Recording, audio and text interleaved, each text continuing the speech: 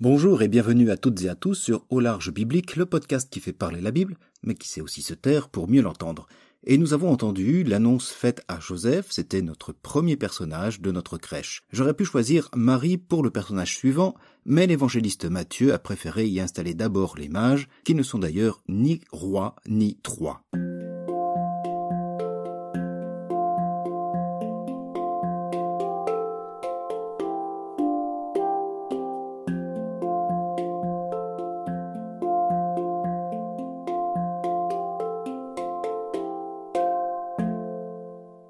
Nous avons entendu lors de l'épisode précédent le dramatique dilemme auquel Joseph était confronté. Fort heureusement, l'ange du Seigneur a rétabli la vérité de la situation et permis à Joseph de prendre Marie pour épouse et d'accueillir le divin enfant Jésus. Et une fois Jésus né, l'histoire aurait pu s'arrêter là. Mais voilà que Matthieu nous transporte illico à Jérusalem avec d'étranges visiteurs venus de loin.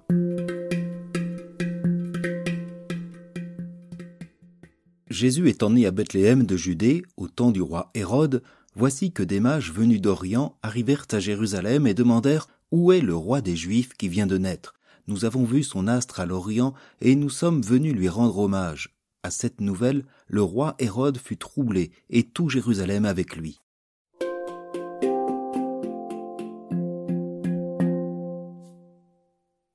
Alors je voudrais commencer par cette anecdote. Matthieu, tout comme Luc, situe la naissance de Jésus au temps d'Hérode Ier le Grand, un roi qui règne en Judée entre les années 37 et 4 avant notre ère. Autrement dit, si l'on retient l'hypothèse des évangélistes, Jésus est né quelques années, entre 7 et 4 probablement, avant Jésus-Christ. Ça paraît bizarre. En fait, cela est dû à une erreur de calcul lorsqu'on décida un jour de prendre pour année de référence non plus l'année de fondation de la ville de Rome, mais la naissance de Jésus. On décida cela en 532. De toute façon, malgré cette erreur de calcul, les récits ne nous donnent aucune année précise, ni même aucune date sur la naissance de Jésus. Voilà pour l'anecdote.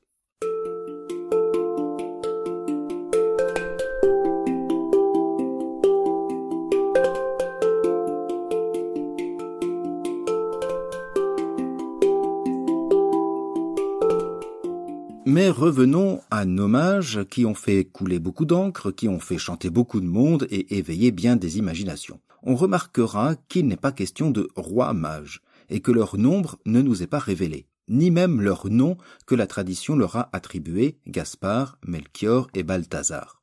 Les traditions à ce propos vont se développer plus tard, du IVe siècle au IXe, XIe siècle. On peut ainsi trouver 3 mages selon le nombre de leurs offrandes, la myrrhe, l'or et l'encens, ou bien encore on peut lire 4 mages pour représenter les points cardinaux, 12 mages comme en écho aux 12 apôtres ou bien aux 12 tribus d'Israël, ou encore 10 mages, mais aucune traduction ni légende ne les a fait parvenir en Galilée. Comme les rois mages en Galilée, suivez des yeux l'étoile du berger, comme Christophe Colomb. Nous ne savons donc ni leur nom ni leur nombre, mais le récit nous dit qu'ils viennent d'Orient. Cette indication, on le verra, est symbolique, mais elle nous renvoie aussi au monde perse. Ces mages étaient des savants, astrologues, médecins, guérisseurs, devins et même conseillers politiques. Ils interprétaient les signes de la nature comme des messages venant des dieux. Et l'apparition d'un astre était d'ailleurs souvent interprétée par tous comme l'annonce d'un grand bouleversement, généralement l'avènement d'un nouveau règne ou d'un changement de monde. C'est d'ailleurs ce qu'annonce ici nos mages, l'avènement d'un nouveau roi. La situation décrite par Matthieu en est même risible. Des mages venus de loin annoncent la naissance d'un nouveau roi, nouvelle qui parvient à l'actuel roi Hérode, qui sait très bien que cette naissance annoncée n'appartient pas à sa lignée. Où est le roi des Juifs ? Demandent les mages dans la ville d'Hérode.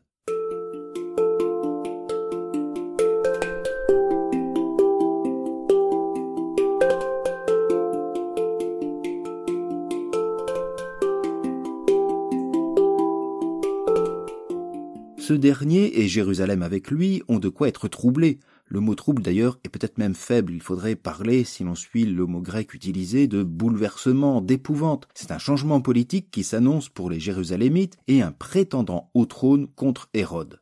Comme souvent dans les récits de naissance, le récit est une mise en abîme symbolique de ce qui va se jouer plus tard. Ainsi, chez Matthieu, la crainte des dirigeants et de Jérusalem face à l'annonce d'un nouveau roi prépare et anticipe le procès de Jésus lors de sa passion. Effectivement, l'Évangile verra l'opposition du pouvoir en place et le refus des hommes de Jérusalem à reconnaître l'innocence de Jésus. Matthieu fait ici se confronter deux royautés, celle des puissants, comme Hérode ou les autorités religieuses, et celle de Dieu, en ce roi des Juifs qui sera reconnu sur la croix. L'histoire des mages n'est donc pas de l'ordre du détail, elle a une fonction littéraire, elle va servir à dire combien ce roi attendu vient de Dieu et accomplit la promesse d'un salut.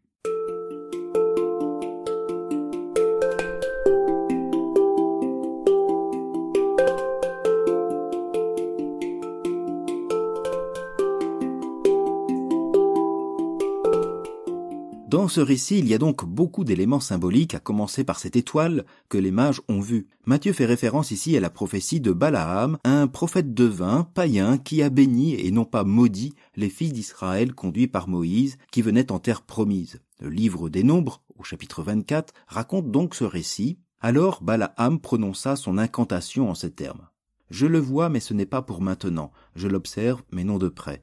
De Jacob monte une étoile, d'Israël surgit un sceptre, qui brise les tempes de Moab et décime tous les fils de Seth. » L'étoile des mages chez Matthieu représente en elle-même l'accomplissement des Écritures qui guident ceux qui cherchent le roi des Juifs. Les mages ont trouvé une étoile et cherchent un roi, ce que Balaam annonçait. De Jacob, c'est-à-dire Israël, monte une étoile, d'Israël surgit un sceptre, c'est-à-dire un roi, qui brise les tempes de Moab et les fils de Seth, et Hérode, cet Iduméen, j'y reviendrai, pourrait bien être concerné. Ce rapport entre étoile et écriture est encore présent dans le passage suivant.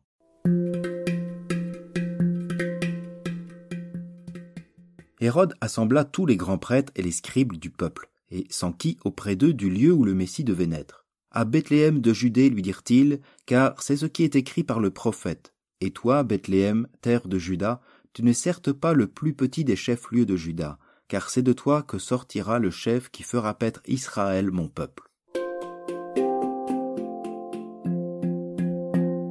Ce verset est tiré du livre du prophète Michée, mais ce dernier ne dit pas tout à fait la même chose. Effectivement, on y lit, au chapitre 5, verset 1, « Et toi, Bethléem Ephrata, tu es trop petite pour compter parmi les clans de Juda, mais de toi sortira pour moi celui qui doit gouverner Israël, et il fera paître son troupeau. » Ici, Matthieu a résumé la citation tout en gardant l'essentiel, même si Bethléem, la plus petite selon Michée, est devenue plus grande selon Matthieu. Il ne s'agit pas d'approximation. Matthieu use de l'écriture non pas à la lettre, mais dans l'esprit. L'erreur n'en est pas une. La ville peut faire maintenant partie des grandes cités, puisque le Messie d'Israël vient d'y naître. Mais avec cette citation, version Matthieu, le récit donne à entendre qui est ce roi des Juifs que cherchent les mages. Hérode veut savoir où, mais il va aussi entendre qui il est. Le livre du prophète Michée donne Bethléem comme lieu de naissance. La ville est d'abord celle qui vit naître le grand roi David, à qui Dieu promit qu'il trouvera toujours un descendant sur son trône à Jérusalem. La citation accentue le drame. Hérode entend que ce roi à venir est un descendant de David, un roi messianique pour Israël, face à lui l'Iduméen.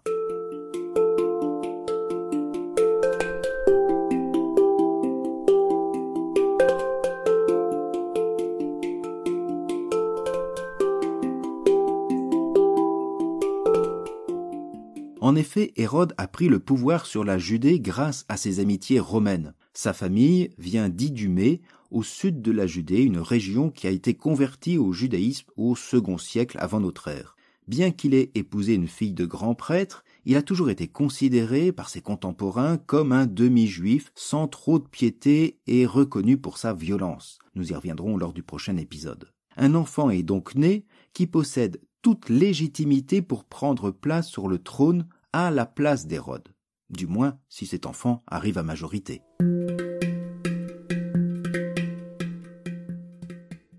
Hérode fit appeler secrètement les mages et se fit préciser par eux l'époque à laquelle l'astre apparaissait. Et il les envoya à Bethléem en disant « Allez vous renseigner avec précision sur l'enfant, et quand vous l'aurez trouvé, avertissez-moi pour que moi aussi j'aille lui rendre hommage. » Le personnage d'Hérode est ici décrit en opposition à celle de Joseph. Vous vous souvenez, Joseph voulait répudier Marie secrètement. Ici, Hérode convoque secrètement les mages. Joseph avait écouté la parole de Dieu et accepté le dessein divin en accueillant Marie et l'enfant Jésus. Hérode a pris connaissance des Écritures, la parole de Dieu, mais va tout faire pour s'y opposer. Autrement dit, face à la docilité croyante de Joseph, Hérode apparaît comme celui qui instrumentalise la parole de Dieu pour arriver à ses fins. La convocation des mages en secret relève déjà du complot contre Jésus. Hérode fait de ces étrangers des agents de renseignement malgré eux. Il est l'homme du mensonge, là où Joseph cherchait la vérité. Alors, que feront nos mages ?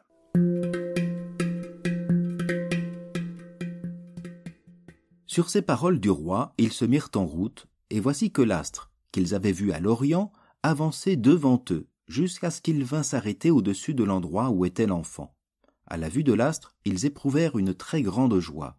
Entrant dans la maison, ils virent l'enfant avec Marie sa mère, et se prosternant, ils lui rendirent hommage. Ouvrant leur coffret, ils lui offrirent en présent de l'or, de l'encens et de la myrrhe. Puis, divinement avertis en songe de ne pas retourner auprès d'Hérode, ils se retirèrent dans leur pays par un autre chemin. Matthieu fait encore appel à l'étoile qui cette fois-ci se déplace pour se positionner au-dessus du domicile de l'enfant. Alors on entend bien que cette description redonne à l'étoile tout son caractère symbolique. Elle représente à elle seule toute l'écriture qui attend et désigne cet enfant. Elle conduit les mages à ce nouveau roi, mais il n'y a pas de palais, ni de palace, ni de gardes armés, pas même d'anges, mais une simple maison et une humble mère. Rien, absolument rien en apparence désigne cet enfant comme le roi, sinon l'étoile de l'écriture. Et les mages, avec joie, se prosternent. Ce ne sont plus seulement des hommages mondains qu'ils viennent présenter, mais un Dieu qu'ils viennent adorer. Les païens et leur divination plient le genou devant le divin enfant à qui ils offrent leur présent. Ces derniers d'ailleurs manifestent la reconnaissance du roi des Juifs par des païens, comme à la croix le centurion romain reconnaîtra le Fils de Dieu en ce roi des Juifs crucifié. Mais ces offrandes est le rappel de l'accomplissement des Écritures, que ce soit dans le psaume 71 ou par la voix du prophète Isaïe. Ainsi, on entend dans le psaume « Les rois de Tarsis et des îles apporteront des présents. Les rois de Saba et de Séba feront leur offrande. Tous les rois se prosterneront devant lui, tous les pays le serviront. » Et le prophète Isaïe, au chapitre 60, annonçait aussi « En grand nombre des chameaux t'envahiront, de jeunes chameaux de Madian et d'Épha. Tous les gens de Saba viendront, apportant l'or et l'encens. Ils annonceront les exploits du Seigneur. »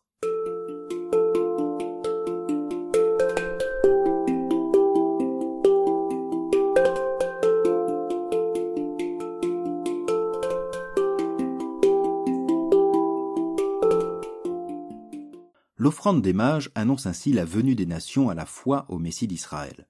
Le roi des Juifs, annoncé et attendu, est déjà le Seigneur du monde, mais sa seigneurie est dans le silence et la petitesse de cet enfant.